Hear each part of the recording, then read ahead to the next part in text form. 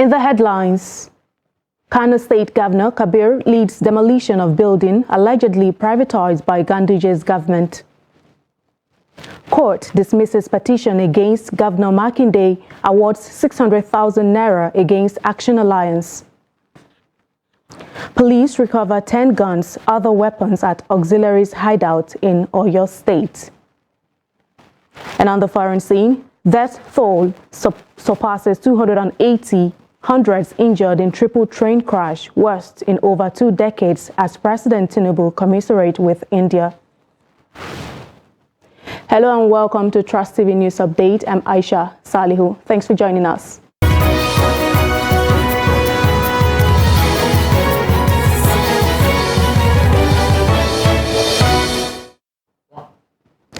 The Kano State Governor, Abba Kabir Yusuf, has commenced the demolition of structures believed to be illegally erected on properties belonging to the government. Trust TV gathered that late Friday night, a task force set up by the governor began the demolition of structures built inside the Kano race course. Recall that the governor had in his inaugural speech gave a marching order to security agencies in the state to immediately take over all public properties sold by the administration of former Governor Umar Abdullahi Ganduje. Some of the properties the governor was referring to include lands in and around schools, religious and cultural sites, hospitals and clinics, graveyards and green areas, and along the city wall of Kano, as well as other landed properties and assets belonging to Kano State within and outside the state.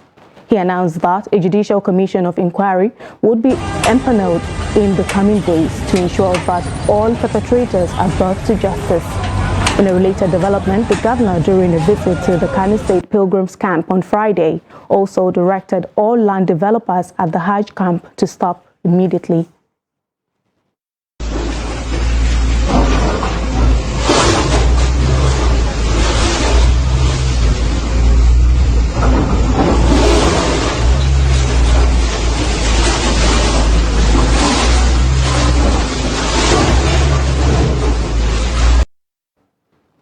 Zamfara State Governor Dauda Lawal has alleged that his predecessor Bello Matawale spent almost 2.8 billion naira on vehicles and failed to leave them behind upon his exit from office last Monday. The governor's senior special assistant on media and publicity, Suleiman Idris, in a statement on Saturday, said a contract was awarded by the former governor for the purchase of vehicles to be distributed to dignitaries and other ministries, departments and agencies at 1,149,800,000 naira. It added that the contract for the purchase of the vehicles was awarded to Harvard Properties and Facilities Management Nigeria Limited. He also alleged that 484.5 billion naira was spent on 3 bulletproof jeeps, another 459.9 million for 7 sets of bulletproof Prado Jeep and Land Cruiser, and 228.8 million for 7 Toyota Hilux. The governor further said 61.2 million was paid for 30 sets of Peugeot 406 and 130 million for 1 bulletproof Land Cruiser and 160 million for 2 Land Cruiser Jeeps, while 3 vehicles were purchased at 120 million for the office of the deputy governor. Since the inauguration of Diko Rada as Katsina State Governor on Monday, residents have been expressing divergent views on the areas the governor should prioritize. There is, however, consensus among them on addressing security challenges confronting the state. Abdullahi Yamadi reports that the residents set agenda for the new administration that will pilot the affairs of the state till 2027. His report. Katsina residents have high expectations from the administration of Diko Rada because of peculiar challenges in the state. Katsina, being one of the frontline states ravaged by insecurity, has been battling with this monster for close to a decade, and many residents expect nothing less from the governor.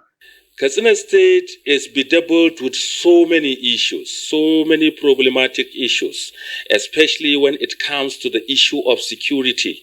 You know, Katsina State is one of the frontline states that are having the challenge of insecurity. So I think Dukwarada should put more emphasis on tackling security, because without security, even he himself, despite the fact that he will be protected by security agencies, he will not sleep with his two eyes closed if as a very good leader. So he should tackle the issue of security, and in tackling the issue of security, he has to look at what caused poverty in Katsina State.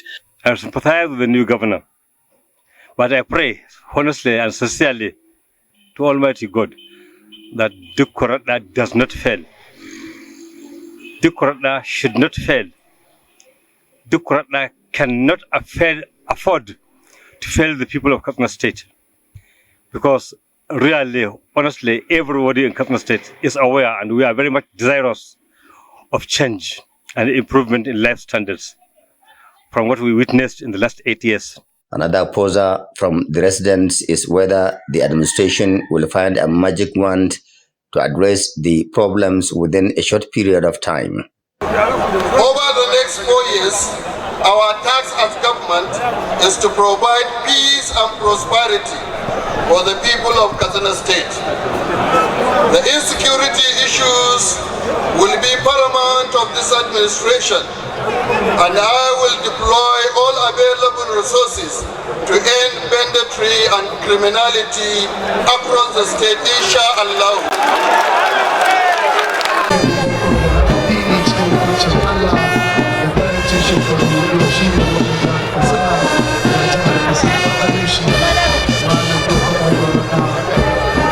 Political observers from within and outside the state are interested in seeing what the governor can do in his first 100 days in office.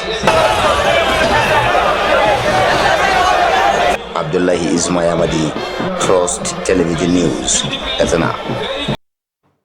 The Oyo State Governorship Election Petition Tribunal has dismissed the petition by the Action Alliance Party against Governor Seyi Makinde and the People's Democratic Party. The court sitting at Iyaganku, Ibadan, also awarded the sum of 600,000 naira against the petitioner. The three-man panel tribunal are Justice Ejiro Emudaino, Justice Baraka I. Wali, and Justice I.S. Galadima. The chairman of the tribunal, Justice Ejiro, in her ruling dismissed the petition and awarded a cost of 100,000 naira to the first respondent, 250,000 naira to second respondent, and 250,000 naira to the third respondent, respectively. The petitioner's lawyer, Orowo Etibo, had told the court that he wanted to discontinue and withdraw his petition. He tendered his apology to the tribunal and senior counsels. In his reaction to the ruling, the lead counsel to the appellants, Kunle Kalejai, called for the amendment of the electoral law. We actually withdrew the matter in the interest of justice, in the interest of peace, in the interest of tranquility in Oyo State. That is why we withdrew the application. We reviewed our position and we said it is best we withdraw the application for peace to reign. The Electoral Act ought to be amended to create a threshold that if you have not scored at least a quarter of all the total votes cast in the state, you should not come to the election tribunal. It is high time we looked at the provisions of our electoral law so that only serious petitioners will have access to the courts. I think a threshold should be created that if you have not won XY number of votes, which constitute 25% of the total number of votes in the whole state, you should not come to the tribunal. Because if not, on serious petitions like this will abound.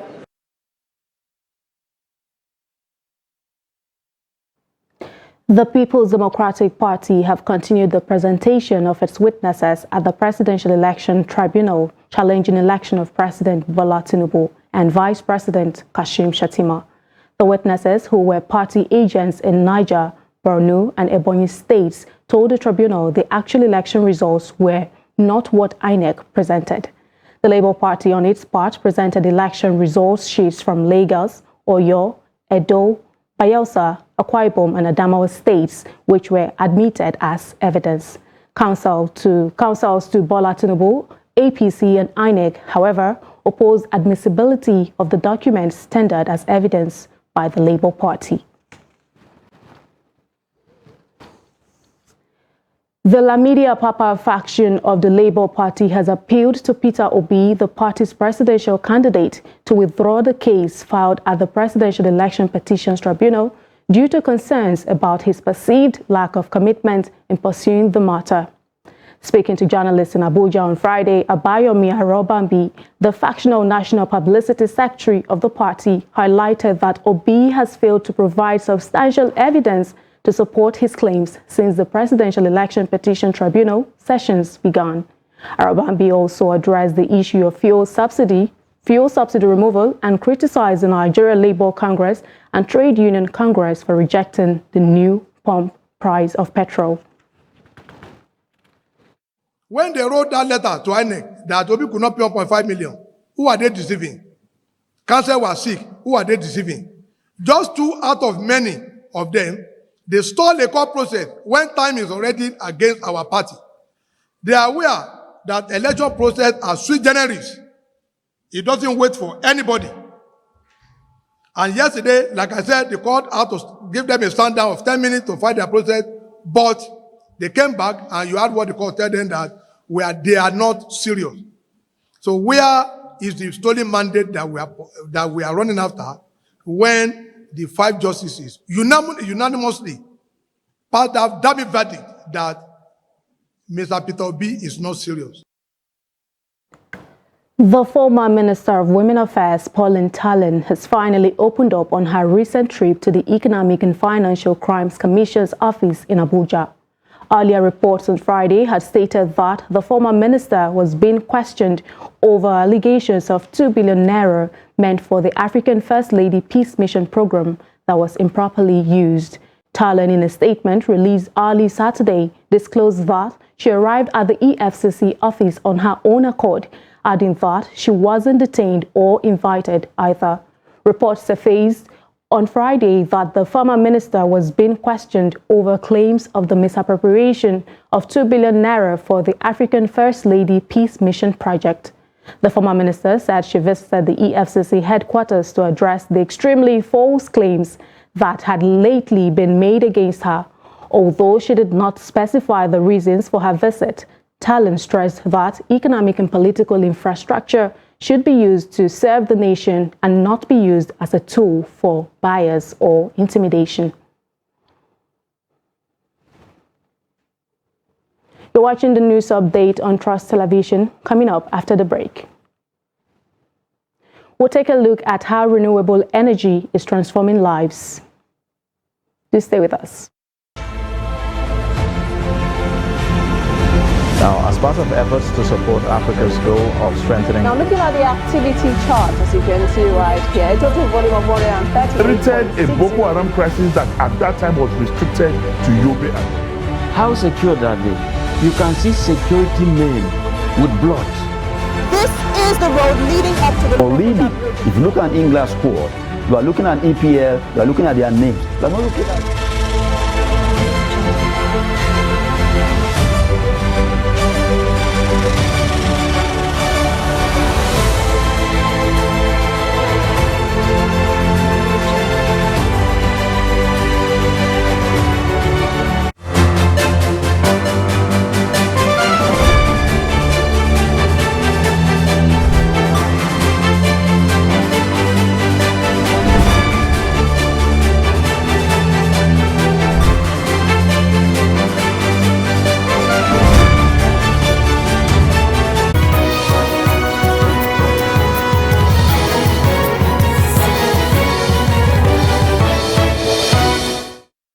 Welcome back. If you're just joining us, this is the news update on Trust TV.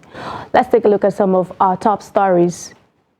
We told you that Kano State Governor Kabir leads demolition of building allegedly privatized by Ganduje's government. And also, court dismisses petition against Governor Makinde, awards 600,000 naira against Action Alliance. Now moving to other stories, insecurity. The police in Ibadan have declared Mukaila Lamidi, a former chairman of the State Disciplinary Committee for Park Management System, wanted after discovering a cache of arms at his residence. The former National Union of Road Transport Workers boss is wanted for alleged armed robbery, gun running, illegal possession of firearms, alleged kidnapping, amongst other crimes. Briefing newsmen at the headquarters of the State Police Command in Ibadan, Public Relations Officer Adewale Osifeso assured residents of adequate security and urged the public to cooperate in sustained efforts against crimes. The report. It's yet another shocking discovery after a midnight raid on the Olodo residence of the former chairman disciplinary committee for the Oyo State Park Management System. 2 submachine guns, 70 rounds of AK-47 ammunitions, over 400 brand new cutlasses, and other dangerous items have been unearthed. The Commissioner of Police has ordered a complete restructuring of the security architecture of the command to immediately nip any emerging threats and to completely subdue evolving ones. Moving forward, residents shall witness high-octane patrols, intensified stop and search at designated points across the state, continuous raids of black spots and criminal hideouts, and of course, intelligence-led surveillance activities. In the sting operation, the dragnet of security operatives also apprehended this young man with substances suspected to be hard drugs worth millions of naira. On the command intelligence watch list for sales and distribution of drugs was cited in possession of loads of banned substances suspected to be hard drugs during the raid. He has since voluntarily confessed to the crime and identified his distribution network with huge clientele base. The past few days had witnessed recurring clashes amongst various functions of the Transport Workers Union, purportedly orchestrated by Mukaila Lamidi. In a bid to stem this disturbing tide, security agents have declared the former chairman wanted and have called on the general public to furnish them with information that could lead to his arrest. Similarly, the new Commissioner of Police deployed to Rivers State, Polycarp Emeka, has warned corrupt police officers in the state command to turn a new leaf, as he would not tolerate compromise and human rights abuses. In a maiden meeting with newsmen, Nwoyi, who took over from Okon Effiong Okun, noted that his primary assignment in the state was to protect life and property, restating his zero tolerance for corruption. He announced that monitoring teams would go round to monitor the activities of his men and officers. Is strategic to the economic fortunes of the country. It therefore follows that so much needs to be done to curtail and minimize the security challenges arising from, given the peculiar social/economic environment and the volume of human trafficking. Let me state categorically that I am here in the state to tackle crime and criminality. Intelligence-led policing is in vogue. We shall deploy available technology and also rely on other sources of generating information and intelligence in the discharge of our duties. Community policing has been widely accepted worldwide. It is a working partnership with the police and other stakeholders to prevent crime, arrest offenders, and find solutions to the problems, as well as enhance the quality of life.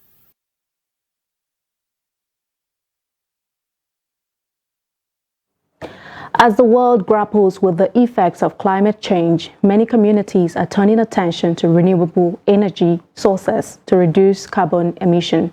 In Katsina State, the inadequate electricity supply has forced many to adopt solar energy as an alternative. In this report, Jamil Mabai highlights the impact of government's failure to provide basic needs such as electricity to citizens. Take a look. Businesses, households, and corporate offices are switching to solar energy. According to them, it is reliable and carbon footprint friendly. The greatest importance of solar is giving you energy independence. You do not have to rely on the main grid electricity for you to use electricity. It gives you efficiency, it gives you productivity, it also gives you peace. and satisfaction. Governments, organizations, and NGOs all over the world are trying to find ways to cut down on this carbon emission that we are having in the world. Solar is one-stop shop for this. Recent statistics show that the average number of solar energy users in Katsina State has increased from 5 to 9% in the last 2 years. This is a set of scan alone. This is primarily because many people have lost trust in government's ability to provide their basic needs. You do not have to rely on the main grid electricity for you to use electricity. It is, an example is you get home at 10 p.m. in the night, having a work to do, without having to wait for NEPA, PKEDCO to bring light for you. You just get ahead work. The lack of electricity in Katsina has been a major challenge for businesses, forcing many to rely on expensive and environmentally harmful generators. Abubakar operates a poultry farm that requires constant energy supply. He believes that utilizing solar energy will give him an edge over his competitors. We need constant light from the day you put your eggs for hatching. That was why we had to go back to solar energy. If we rely on government electricity, it will fail us. Generators can be faulty sometimes, plus services and petrol. The easiest way was to go back to solar energy.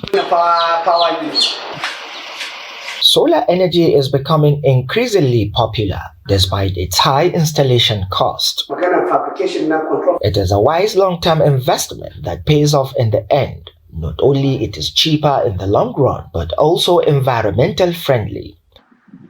Jamilu Mobay, Trust TV, Katsina. Maximizing solar energy in Katsina State. We'll take a quick break now. The news update on Trust TV continues in a moment. Stay with us.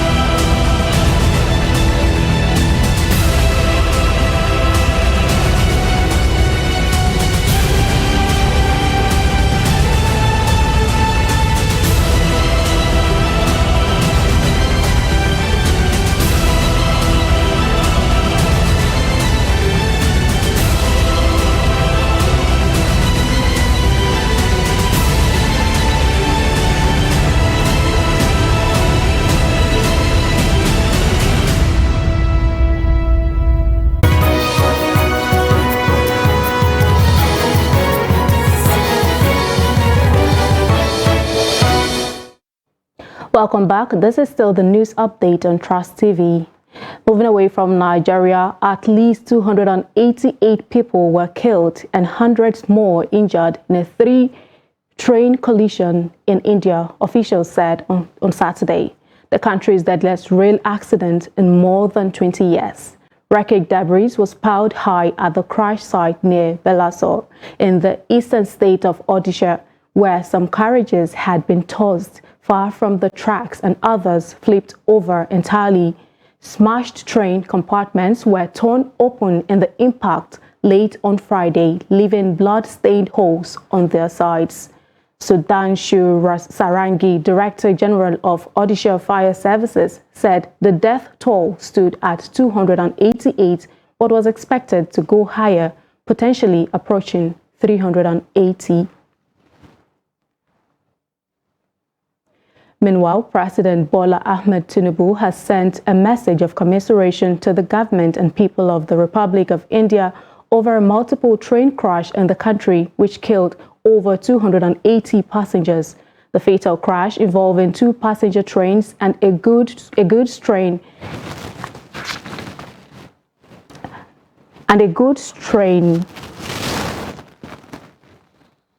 in the Indian city of Balasore in the eastern state of Odisha occurred on Friday. Aside those killed, over 900 others were injured in what was one of the worst rail crashes in recent history. Tinubu, in a statement by his media aide Abdulaziz on Saturday morning, described the train accident as heart-rending and consoled the Indian government and families of the victims.